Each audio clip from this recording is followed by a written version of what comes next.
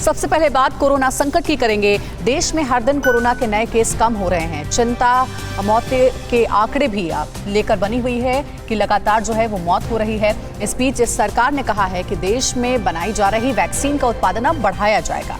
दिल्ली में वैक्सीन की किल्लत को लेकर आम आदमी पार्टी ने केंद्र पर वैक्सीन घोटाले का आरोप भी लगाया है। यूरोप में 12 से 15 साल के बच्चों को टीका लगाने के लिए फाइजर वैक्सीन को मंजूरी दे दी गई है। हरियाणा में ब्लैक फंगस के बढ़ते मामले के बाद राज्य सरकार ने सभी सरकारी अस्पतालों में ब्लैक फंगस के मरीजों के लिए बेड बढ़ाने का फैसला किया है। कोरोना संकट से जुड़ी खबरों के लिए देखिए टॉप 9 किलर कोरोना। देश में कोरोना की दूसरी लहर के बीच अब हर दिन नए केस काफी तेजी से कम हो रहे हैं। हालांकि हर दिन होने वाली मौत की संख्या अब भी थोड़ी चिंता बढ़ाने वाली है। शुक्रवार को 1,65,000 कोरोना के नए केस मिले, जबकि 3,460 लोगों की मौत हो गई। कल 2,73,000 से ज्यादा लोग ठीक भी हुए हैं। नए केसों में गिरावट की वजह से देश में एक्टिव केसों की संख्या कम होकर 22,14,000 हो गई है। वैक्सीन की किल्लत के बीच आम आदमी पार्टी ने केंद्र सरकार पर वैक्सीन घोटाले का आरोप लगाया है। आम आदमी पार्टी के विधायक अतिशी ने कहा है, निःशुल्क वैक्सीनेशन के लिए उनकी सरकार को टीका उपलब्ध नहीं कराया जा रहा है, लेकिन निजी अस्पतालों और निजी कंपनियों को लाभ पहुंचाने के लिए वैक्सीन की सप्लाई की जा रही है। निजी अस्पताल लोगों से 1,000 से 1,350 रुपए ले रहे हैं। दिल्ली में 18 से 44 साल वालों का वैक्सीनेशन पिछले 5 दिनों से बंद है। 18 साल से कम उम्र के बच्चों के लिए जल्द ही वैक्सीनेशन को लेकर दिल्ली हाईकोर्ट ने केंद्र और दिल्ली सरकार को नोटिस भेजकर जवाब मांगा है।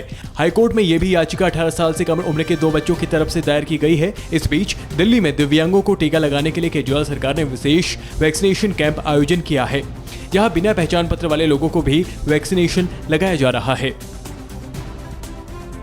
देश में वैक्सीन की कमी को दूर करने के लिए जोर शोर से टीके का उत्पादन बढ़ाने पर काम जारी है। केंद्रीय स्वास्थ्य मंत्रालय ने कहा कि आने वाले 2 से 3 महीने में देश में बनने वाली वैक्सीन कोवैक्सीन का मासिक उत्पादन बढ़ जाएगा। जुलाई अगस्त में वैक्सीन उत्पादन बढ़कर मासिक 6 से 7 करोड़ खुराक हो जाएगी। सितंबर के महीने तक लगभग 10 करोड़ खुराक प्रति महीने तक पहुँचने की उम्मीद है। कोरोना महामारी को लेकर राहुल गांधी ने मोदी सरकार को घेरा है। राहुल ने कहा कि उन्होंने कई बार सरकार को कोरोना को लेकर आगाह किया था, लेकिन पीएम मोदी ने कोरोना के खिलाफ भारत की जीत का ऐलान कर दिया।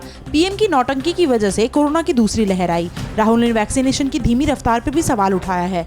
उन्होंने कहा कि अब तक 3% लोगों को ही वैक्सीन लगी है। ऐसे में मई 2024 तक ही सबको टीका लग पाएगा। वैक्सीनेशन को लेकर राहुल गांधी के उठाए सवाल पर केंद्रीय मंत्री प्रकाश जावड़ेकर ने पलटवार किया है। प्रकाश जावड़ेकर ने कहा कि प्रधानमंत्री देश की जनता के साथ मिलकर कोविड का सामना कर रहे हैं। ऐसे समय में राहुल गांधी सरकार द्वारा किए गए प्रयासों के लिए नौटंकी शब्द का उपयोग करते हैं। ये देश और देश की जनता का अपमान है। जावड़ेकर ने दावा किया कि इस साल दिसंबर तक सभी को टीका लग जाएगा।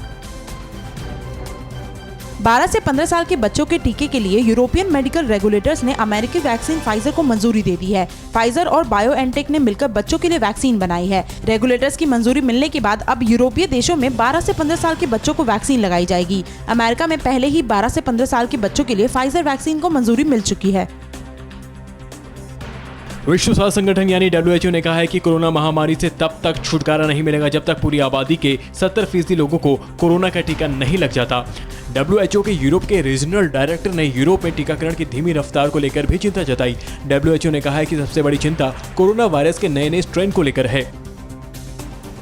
देश में ब्लैक फंगस के मामले बढ़ने से चिंता बढ़ती जा रही है। हरियाणा में इस बीमारी से ग्रसितों की संख्या 600 से ज्यादा हो गई है।